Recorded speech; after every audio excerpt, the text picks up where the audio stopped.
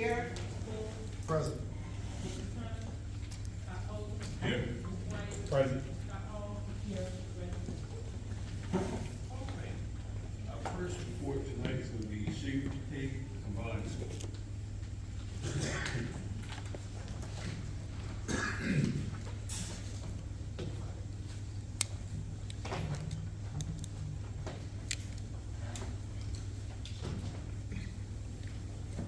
Well, first of all, is this on?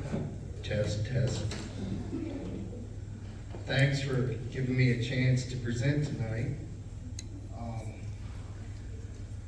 I'm used to Greta switching the slides for me for all the years I've been doing this, so this is a first. I'll start by showing you some of our data from the beginning of the last school year. At the beginning of the last school year, we were in the red in two subgroups for English. Our Black and students with disability subgroups were at level 3. In the next slide, the good news was the beginning of this year. We weren't in level 3 in English, but we're at level 3 in 2 more things. One I think was new this year, the college and career readiness, which shows a level 3 up there, but actually it should be a level 2, but I guess it doesn't matter because it's not a level 1. But because of some coding issues,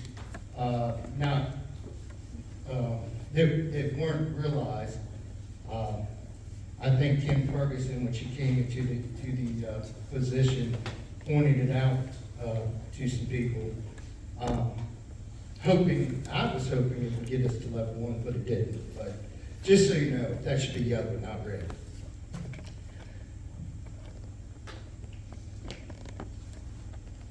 And the next slide shows that as far as achievement gaps go, in all the subgroups, we're at a level 1, green and everything. In the next few slides that I show, you'll see within our subgroups, especially our Black and students with disability subgroups, the gains we made.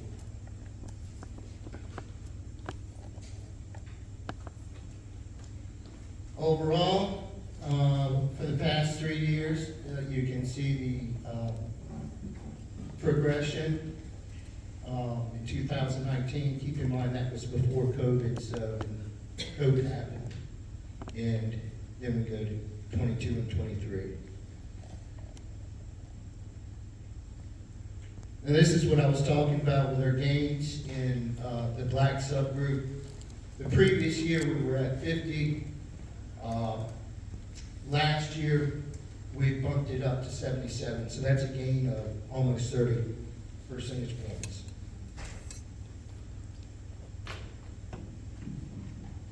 See, the other subgroup again shows positive growth.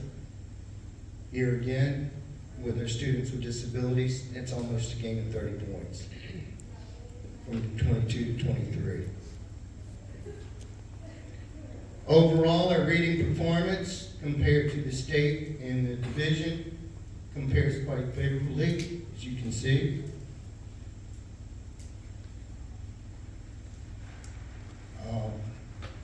As well as math, as well as writing.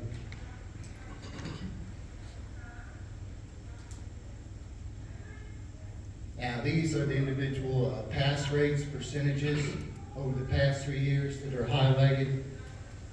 You can see the pattern always shows progress.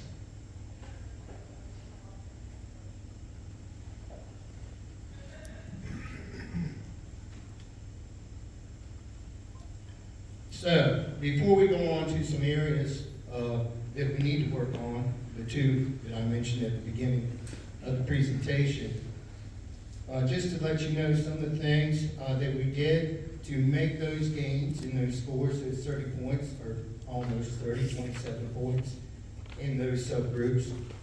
Awareness was the first thing, I think, that I did, to make sure, coming there last year from Andua Middle, making sure everyone and the staff knew where we were at.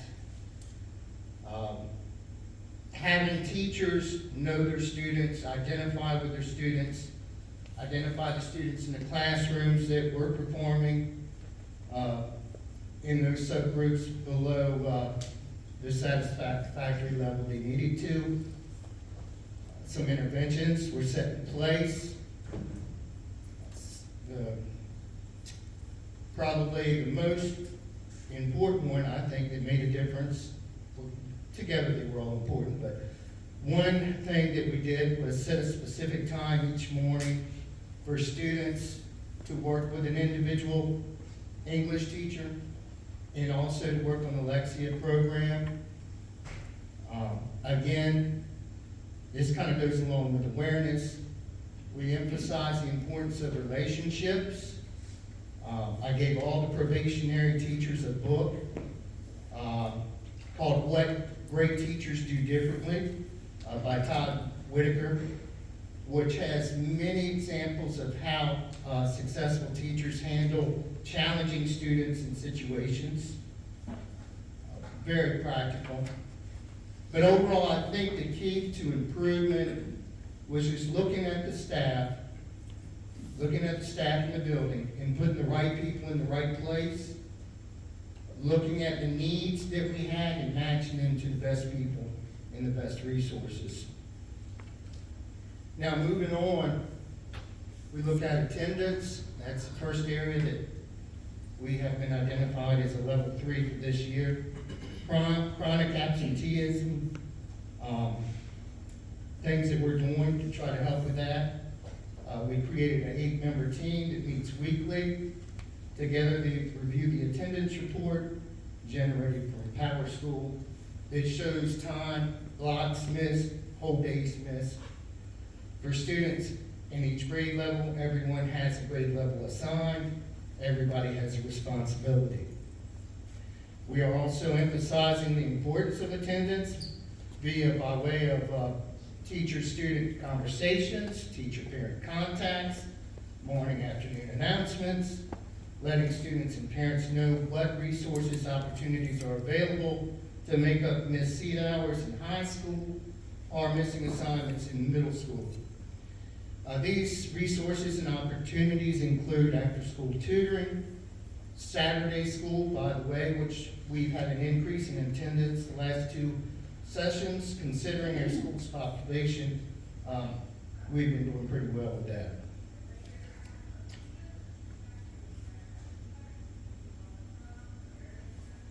College and career readiness. That's a newly created category. The state did to encourage more students to take dual enrollment classes and CTE classes that would correspond with the certification. So to start with, we started with the guidance counselor scheduling appointments with 8th grade students to create a 4-year plan to maximize the amount of classes they take so they have more options as a junior and senior to get as many college courses and certifications as you can. Ultimately, I'd like to see the goal would be a combination of both, as much as we could as possible. I also want to see the guidance counselor go into the classrooms more and make sure the students are following this path,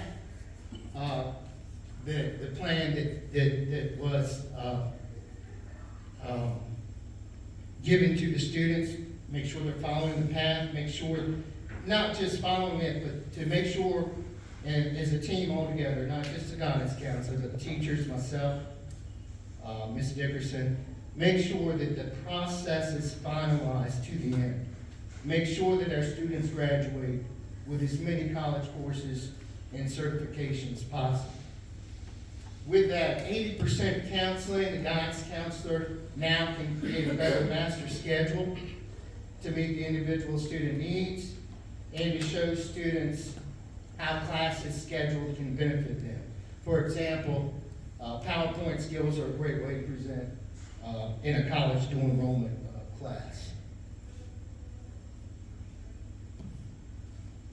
Right now, we have 199 enrolled in CTE classes. That includes all the business and culinary arts.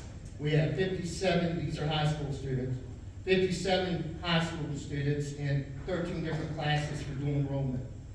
10 students have already taken the Safe Serve test, 7 passed, 3 are going to take the test again in 20 days.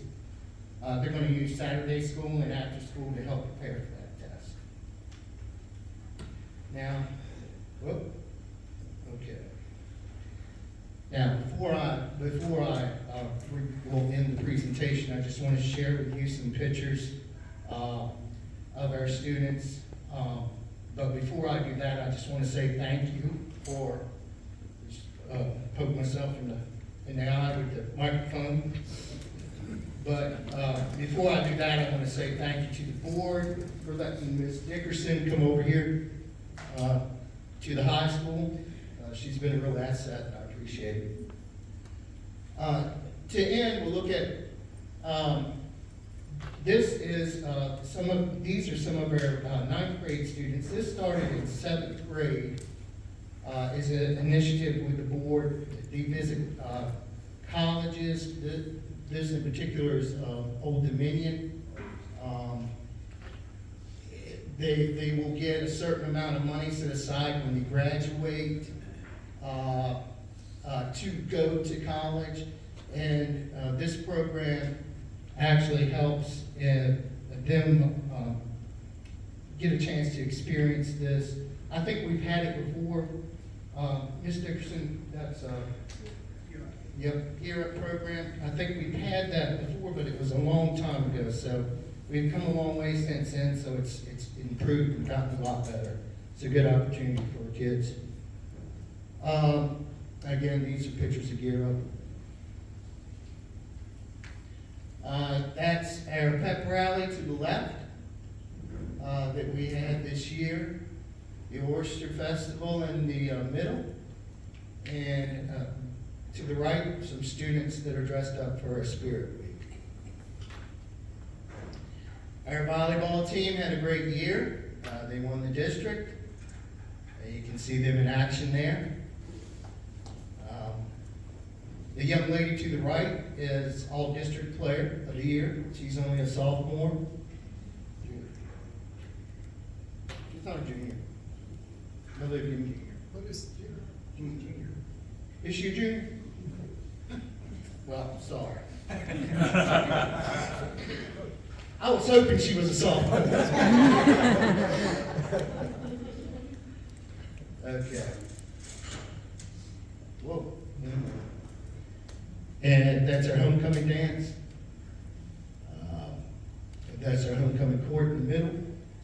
And that's culinary arts class to the right. Ms. Cass does a great job with that. And that's it. Anybody has any questions? Thank you for your presentation. It's nice to see such a comprehensive overview. In regards to your chronic absenteeism, I appreciate all your, it looks like you really monitor and follow up on when children are missing from school. I guess what I'm wondering is, are your interventions working? And is there one intervention in particular that seems to be effective? Well, I think the overall efforts of all the interventions, I do believe are working, simply because the parents realize, the students realize that this is something that we're going to do because we need to. This is not something John Kilman wants to do. This is something the state is really cracking down on, and they see the difference from previous years. You know, I've assigned somebody to call home every time a middle school student's absent. Somebody's assigned to call home every time a high school is absent. You wouldn't believe how many times a week, oh, I thought they were at school. That within itself has helped. The meetings, Chincoteague's a small school. Our faculty is about half of what it was at Mandeville Middle when I was there. And half of the half on the attendance committee. So we've got everybody buying into this, everybody's on board. Again, awareness, going back to awareness. They know it's important. And that's spread to the community, that's spread to the students, that's spread to the cafeteria ladies, the janitors, bus drivers, and of course to the students. So yeah, I do. I think what we're doing is made a difference.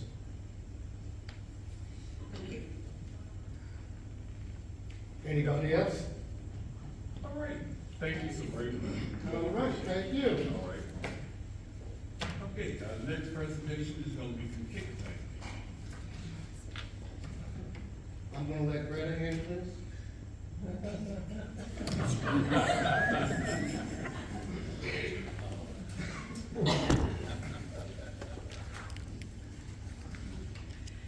Good evening. All right, I'm gonna show you just a snapshot of what Chincoteague Elementary has been doing at this point in the school year. Well, yeah, I think I prefer her doing it. All right, I gotta figure out how to work it. Okay. Okay, so I'm gonna start out with a little bit of data. So this is our PALS data. That first section are the number of students that were ID'd because of spelling only. As you can see, kindergarten, we had ID 32%, first grade 19%, second grade 55%, third grade 36%. Without spelling, those were the numbers that were identified as well. And we were addressing this with using, I think someone asked me at the last meeting, Words Their Way. I think it's you, Mr. Spidell, asked me about that. And that tends to be proven to be a great resource for us to use with our kids to help them build in those areas. The other thing our students we're doing with our students is we're using our PALS tutors. They were they made a great impact last year with moving our students, as you will see in our data. So they are working with these students as well, K through 2, K to 2. All right, next up is Chincoteague's accreditation school report. I listed what our scores were from last year, the previous year, and cumulative. So we did have to use our 3-year average. And then with growth, again, growth is what pushed us to get where we are right now. So we are now showing that we're level 1 in English and in math. We're at level 2 in science. So I think we stayed there. And then chronic absenteeism, of course, we're in the red. So just like Mr. Kilman said, we are working on that situation, and I really think, like he says, I think teachers are first. When they do what they need to do with making sure they're making contact with the parents, day 1, no later than day 2, to make sure that they're making contact. Hey, so-and-so didn't come into school today. They're our first line of defense, I think, and then they can notify us what's going on with their kids. Even though the team is on it, we may miss something. So with them helping us out, I think that's a big help. The alternative to suspension program is definitely going to help us this year to get a better score on absenteeism. Here are some of the interventions we're using this year.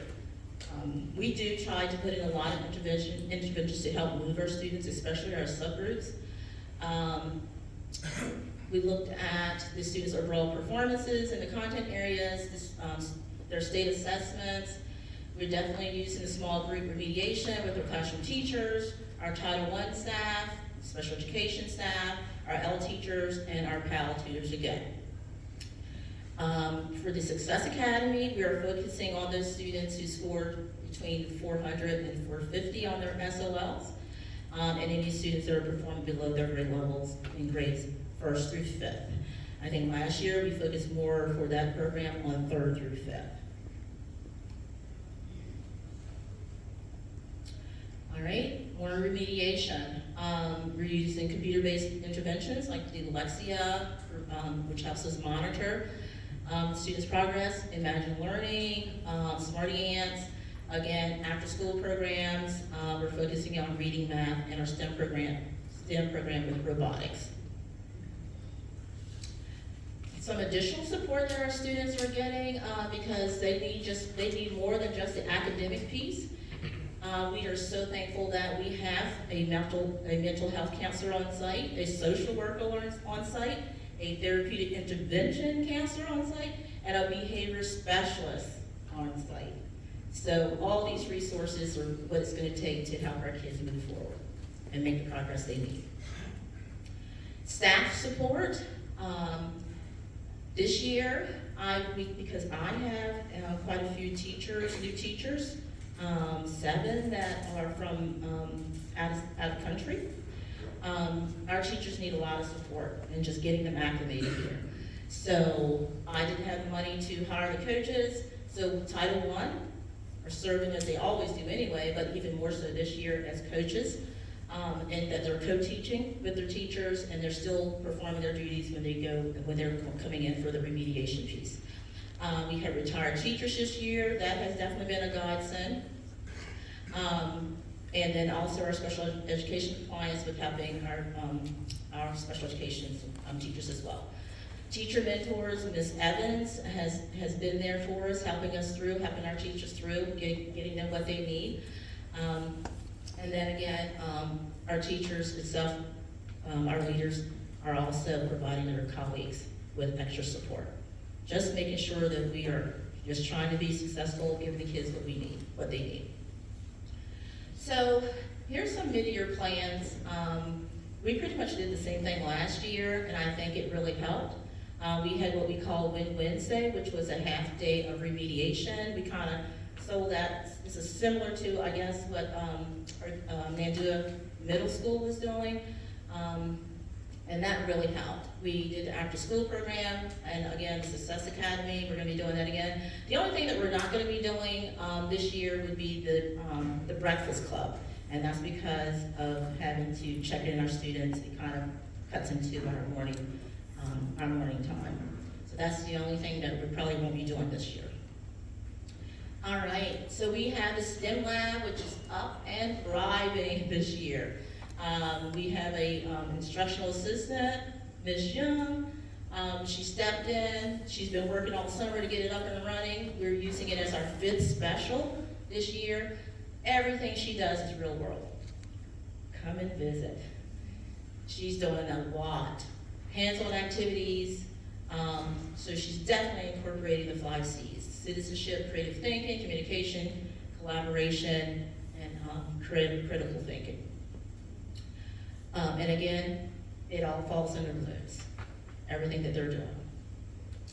So I'm just going to show you some pictures of some things that we've been doing. Here's our students at the 5th grade Brownsville trip. They had a ball. We have our fantastic winners at our book vending machine. They're loving it, earning those points so they can get in there and get some free books. Here's some hands-on learning experiences with our students being shown for our littles. Got that from Ms. Jordan. And our early childhood reverse inclusion students, hands-on experiences as well, and that's basically our focus this year, hands-on, being creative. Here's some things our first graders are doing, community partners. Here's a little snippet again of STEM and then also Success Academy with our hands-on. And that's what we focus on in Success Academy as well. There's our time to really bring out that piece. Put away the paper, let's get our hands dirty and do a lot of projects so they can better relate. Here we are showing our unity for bullying. Here are the students. They won, these classes won for perfect attendance. These students won for perfect attendance. And we bought this screen, big screen, we copied that from a Tompkins as well, just so we could use it for things like this and also for our parent engagement nights. Here's our L students doing some research on animals. Everything our L's do is hands-on as well. Our scores were really off the charts last year. And here's our beta induction. We just had that. So the kids are ready and excited to participate and show their talents this year. Here's our little Rubies, which is facilitated by our mental health counselor. She got this group started last year. She's focusing on kindness, positiveness, just making good decisions. This group has really grown from last year. The kids heard about it last year and more want to join this year. She does a lot with these students. And we're hoping to get, we had the group of the boys last year, but I don't really have anyone to start that up this year, so I'm gonna look to see who we can get to help the boys get their group started this year, because the kids really enjoyed it. All right, and then here's PTA out supporting Keg a Tank. And we won 3rd place at the Arcado Middle School trunk or treat. They had a good time. All right, and our community outreach, United Way, Mr. Knock is the one that normally facilitates that, has set up for us.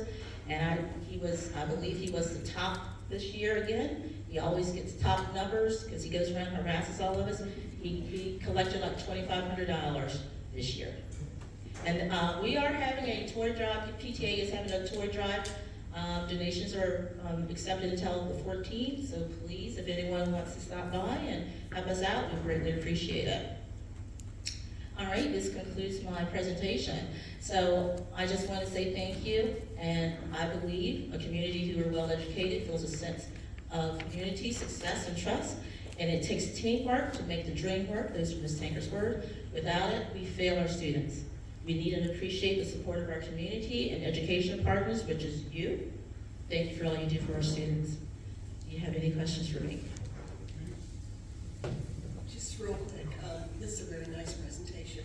Thank you. I was just wondering, how many, you said that you have coaches for the new teachers. How many coaches do you have? Well, I couldn't get coaches, but my Title I staff have always served as coaches. This year, I'm using them more as a co-teacher. We used them for the first 9 weeks, more in that co-teaching capacity, so they can help our new teachers get acclimated. So it would be my 4 Title I teachers. And it's been a great support for them. Thank you. You're welcome. Any other questions? All right, thank you All very right, much. you're welcome. Okay, item 3.1, approval of the minutes. You had an opportunity to review the minutes. Are there any questions? Hearing none, unanimous consent, we will declare the minutes approved. Item 4.01, public conduct on school property. This is our second reading. Is there a motion for approval? I motion we approve policy 4.01, public conduct and school property. Second. It's moved and second. Are there any questions? I have one. Would it be possible to add that if there's a no trespassing order issued and the superintendent is notified, that also the school board would be notified?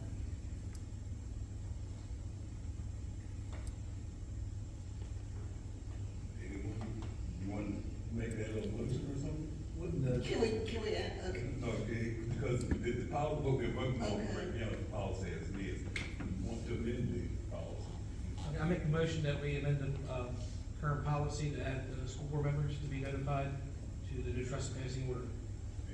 Second that. All right, then, Question, yes. wouldn't the superintendent notify us of any, trespassing warrants to begin with?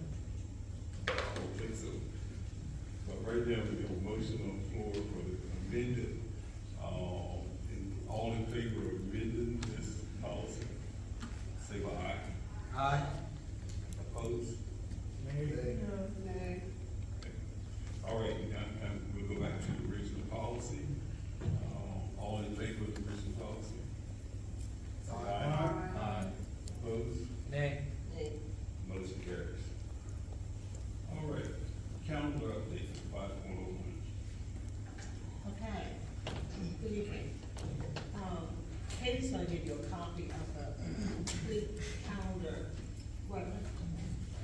So, here it is, right here, calendar A1, for, our calendar for the 24-25 school year. And in this calendar, just some of the highlights, and I'm giving you the complete packet that will go out and cover everything this year to teachers and, but the last day of school is on the 13th. Thanksgiving vacation is 3 days. Winter vacation is 8 days. Spring vacation is in March for 5 days, and then you have a Good Friday and an Easter Monday and, around Easter, and that's 2 days, which makes 18 days there.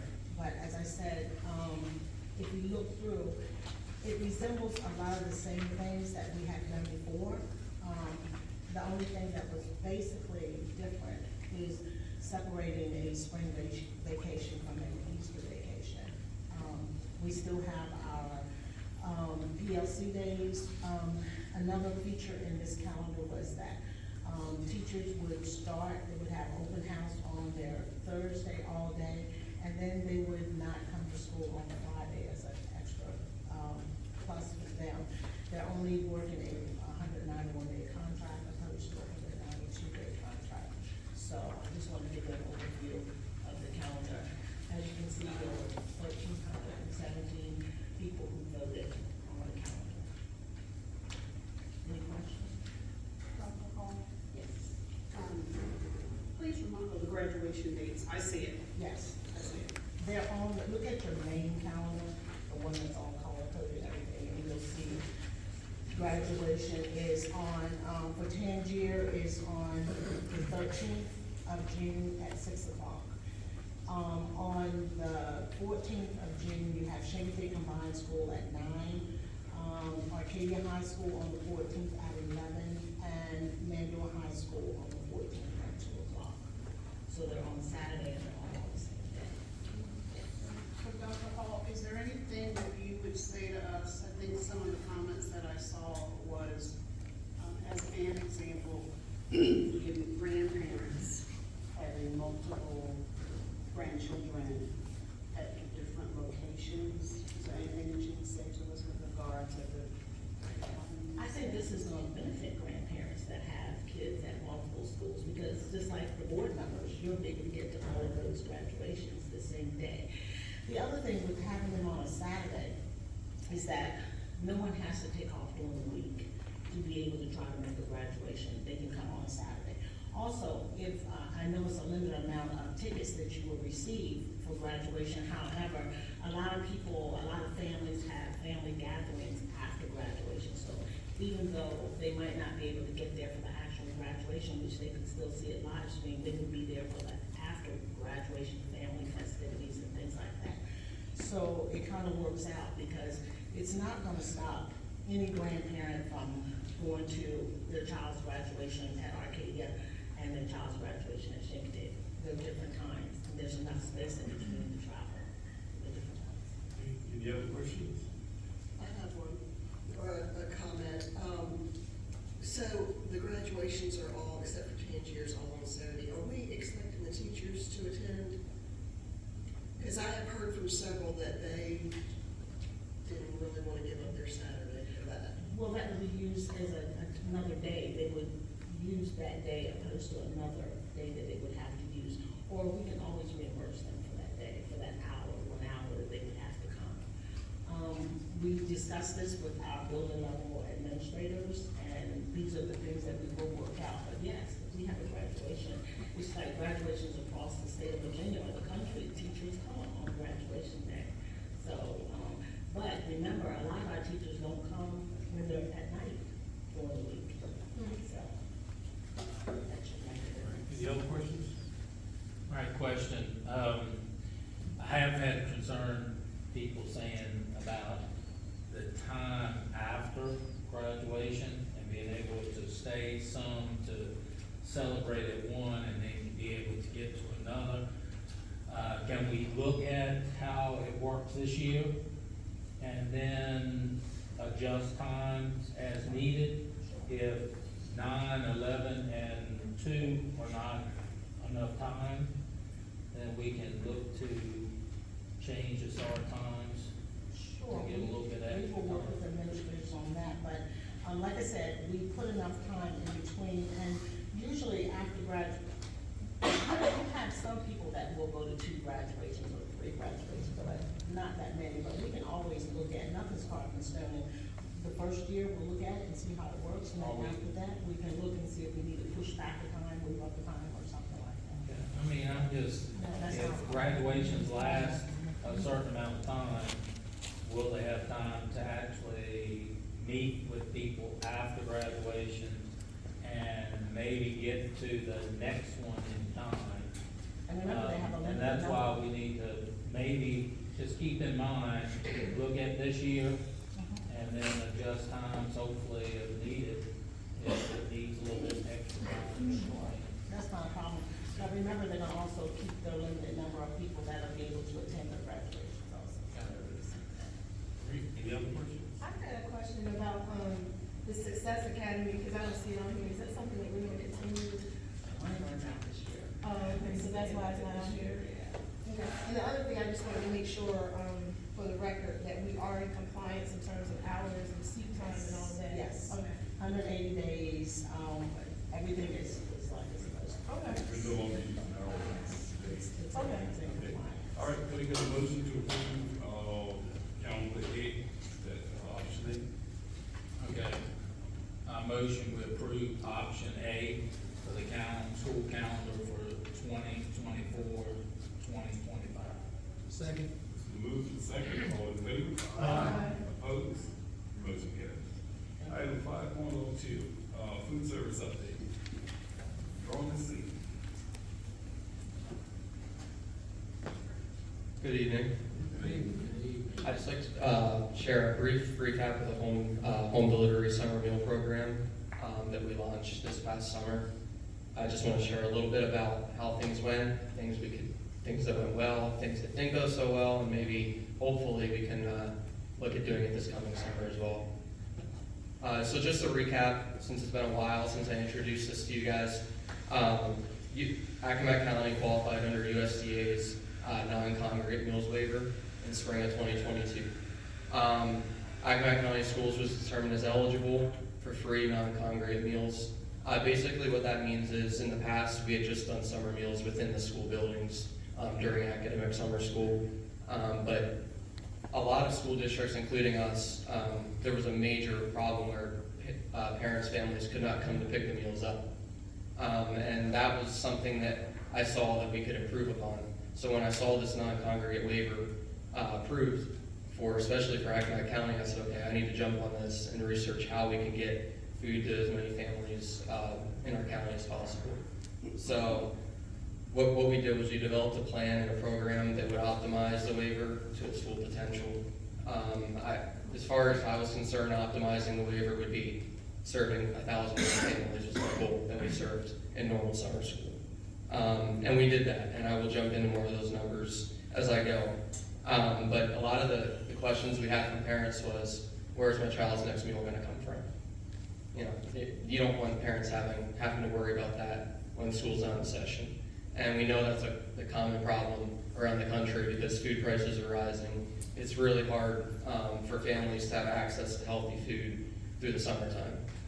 So I put a plan together that would optimize that, and then not only that, but how would we get food to families? Because families do not have transportation to come into the summer school buildings you know, I think we're doing it from 12 to 1 o'clock. There's a lot of parents that work during that time. It's really hard for people to get there at that time to get the food that they need to support their family. So we developed a program that would do both of those things, and actually it worked very well. I reached out, a lot of research was involved, but I was able to partner with Baylor University, a lot of their students there.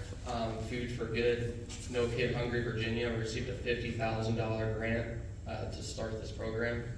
And UPS, believe it or not, was willing to work with us to provide 4 shipments, shelf-stable meals directly to the homes of Accomack County families with children 18 ages and younger. Some of these children were not even students of Accomack County, but they lived within the boundaries, so they were able to receive the meals. Each family received 4 shipments covering the months of July and August, so we fed these families all the way through July, all the way through August, which meant most of the days that they weren't in school. Each shipment contained 10 days worth of breakfast and lunch, so every shipment had 20 complete meals per child. This is our participation data. You'll see that from the first shipment to the second shipment, you could tell the word was getting out because we increased almost about 200 families there. The third shipment we increased slightly, and then the fourth shipment we increased slightly from there. So you'll see 2,158 families by the fourth shipment were receiving boxes to home. So that was incredible to me to see that, because when you have a new program, people are leery, especially with some school food, what you're going to get, you know. But we were surprised to see that many families took advantage of it, and it took off. At first, I wasn't quite sure if, you know, how it was going to go. I was honestly hoping to hit that 1,000 mark, but we way overachieved, hit 2,158. So that was good to see. And the good thing is, I want to mention too, one family backed out the entire time. Only one family called the office and said, "Brandon, I don't want this food." So out of all those families, and just one backed out. So to me, that's a good sign that the things they were getting, they were able to use. And I had mothers, fathers, grandparents call me and say, "Brandon, I haven't had to buy milk all summer long. You've given me enough milk for my kids for the entire summer." So that made me feel good, because I know kids are eating, and I know kids are receiving healthy food at home. And obviously we had to think about it too, because you can't send the normal foods to a home and expect that they're going to sit outside and be safe for kids to consume. So we had to do research and figure out a menu and some items that were out there, but all those different agencies were willing to work with me. And at the end, make a profit. Everyone got free meals. It just really turned out to be an awesome program for the entire community. So I just want to thank everyone, students, parents, you guys, principals, everyone in the community, the radio station, for putting advertisement out there and making this blow up to the rate that it did. Because now they're actually going to they'd like to send me to a conference, because we were the first school that actually did this with the UPS and No Kid Hungry, that, you know, brought Little Accomack County on the map with this program. So I thought that was pretty cool. And we can jump into some of the financials. I'm not going to say we became rich over it, but we did make a small profit. The total breakfast meals, 81,930 meals for 50% out, just in 2 months. Total lunch obviously would be the same, because everybody received the same number of breakfast and lunch, 81,930. Total meals shipped, 163,860 meals in Accomack County. The expenditures, cost per box with the shipping, $75. We had no labor on my end, me and my central office staff, so we didn't have any employees that had to prepare meals. Everything was done externally. So the total expenditures were $614,475. Like I mentioned, No Kid Hungry provided us with $50,000 to operate the program. They were ecstatic when they found out how many meals we served by the end of the program. So chances are, if this waiver is passed again, they will probably be willing to help us, because we did it successfully. We didn't have any issues. I mean, I didn't hear any issues of people's boxes getting stolen off each other's porches. There was no fighting going on. So I'm pretty sure everything went really smooth. I would say there was a couple, here and there were some address issues that were just maybe a number was wrong that they parents sent in on their permission form. But it went so smooth, it actually seemed like it couldn't be real how smooth things went for a new program, because there was very few families that did not get their box, and if they didn't, they got it the next week, and they were pretty happy about that. We were very, very up on the communication when they would call the office and say, hey, Brandon, I didn't get my box. By the next week, we made sure they had a replacement box. And back into the end of the financials here, the revenues, the reimbursement per box was $77.80. So our cost per box was $75, but our reimbursement through VDOE, through the state, was $77.80. Reimbursement at 8,193 boxes was $637,415.40, which is a profit of $2.80 per box. So every box we sent out, we made $2.80 off. Total profit and loss at 8,193 boxes would be $22,940.40. If you add in the grant from No Kid Hungry, which obviously was not our funding, that's from No Kid Hungry, that was $50,000. So the total revenue for my department would have been $72,940.40. So not only was it good public relation, it also did help the department financially in a time when we really never make money through the summer. Summer's a time when food service and nutrition department really loses money regardless of what you do. So like I said, it was a success. The program turned out to go very smoothly, very few logistical issues with UPS delivering the meals. We got tons of positive feedback. I know one of my managers working here tonight that prepared for you guys earlier said that she doesn't know how she would have made it through the summer with her kids if it wasn't for these this summer, because the food prices have just gone so high. And people have just been so appreciative and calling me, texting me, saying how much this meant to them. A lot of our employees with children that receive boxes said, Brandon, we don't know how we would have gotten through the summer without this. And they just want to thank us for doing this.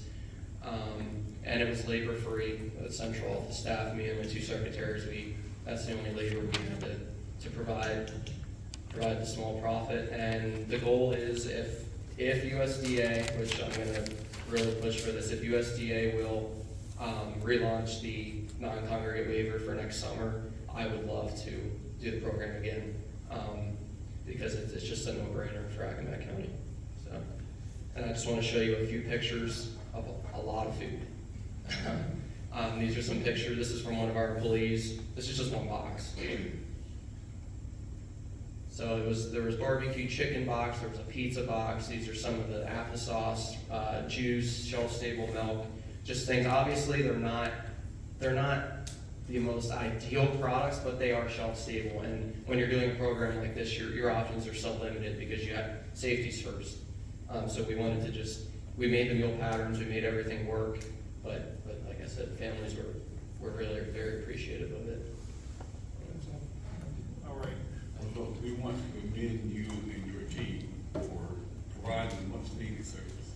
And you're right, a lot of kids would have gone hungry. So we do commend you and give you another round of applause.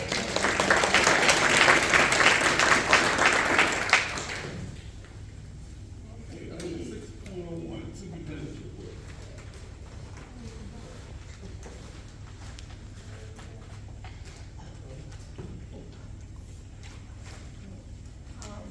Mr. Bull, Mr. Reese, Dr. Holder.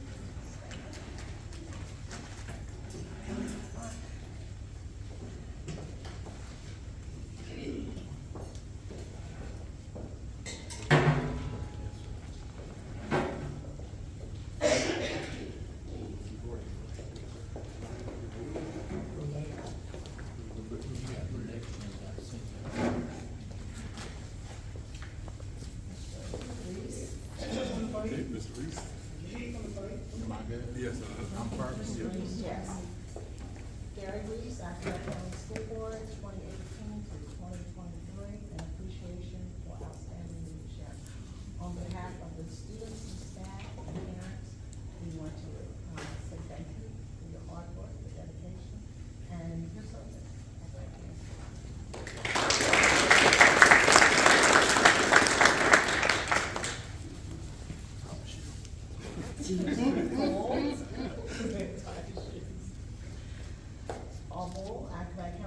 Board, 2013 to 2023, in appreciation for your outstanding leadership. So, on behalf of the student, staff, and parents of Accomack County Schools, we want to say thank you for your dedication and your service.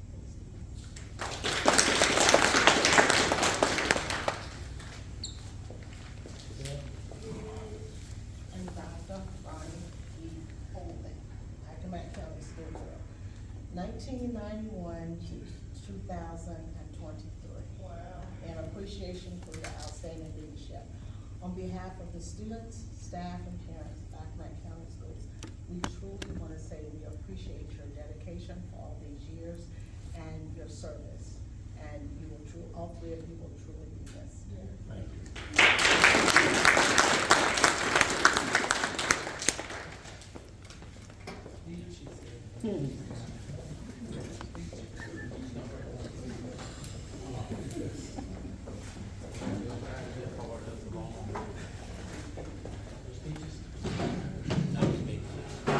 That was my heart. Exciting is the budget kind of.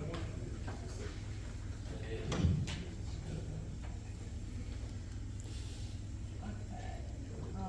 We're gonna do something a little bit different this year than we've done in the past with the budget. In the form of, we're going to put together a budget committee to help with, looking at the individual schools' budgets, reviewing the budgets, prioritizing the budgets, we're gonna categorize them. And so, there's a letter, right, I don't know, do you have a letter? There's a letter that will go out to everyone tomorrow, and it's the budget call letter. And it explains the budget process. I'm sorry. It explains the budget process and how the budget process will work. It just tells that the budget has to be based on the division's vision, mission, and goals, or your comprehensive schools, comprehensive needs assessment for the schools. So all administrators, board members, and central office staff will get this letter tomorrow. Here are the members of the budget committee, and this is not final, because as you can see, can you scroll up? Okay. As you can see on this committee, we have a space, keep on going up, for 2 school board members. And so on, January 2nd, we'll be asking, after we elect the chair and the vice chair, we'll be asking for 2 members to represent the school board on this committee. And once the committee is established, then go back to the timeline now. So here's the timeline. And that worked from the bottom up. We had to work backwards because, of course, on the 21st, we always have to present the budget to the board of supervisors. So you can see the timeline that we have in there. In order to put together our budget, you can see that the committee will be meeting 2 consecutive Thursdays, looking at all the schools, or all the budgets that have been turned in, and prioritizing, looking at them, making recommendations to come back to this committee and moving forward. So that's the budget timeline. Okay? Great. Any questions about Any questions? the new format? All right. Item 6.03 is the budget item that I'm coming to you tonight with a recommendation. I joined the board in 1991. The salary for the board members at that time was $1,500. And then roughly 2 years later, it went to $3,000. I've had superintendent routine to go back and research, and I've talked to other boards to get an average of what the compensation for a board was. So I'm coming tonight with a recommendation that we include in the FY '25 budget $6,000 salary for the board members. This is something that has to be done by the current board, so because the new board can't set its own salary.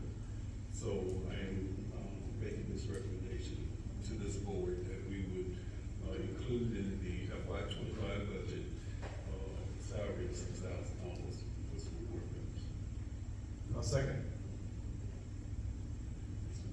second. All in favor? Any questions? All in favor? Aye. Opposed? Nay. Motion carries. All right. That's the only item I had that was dealing with the budget.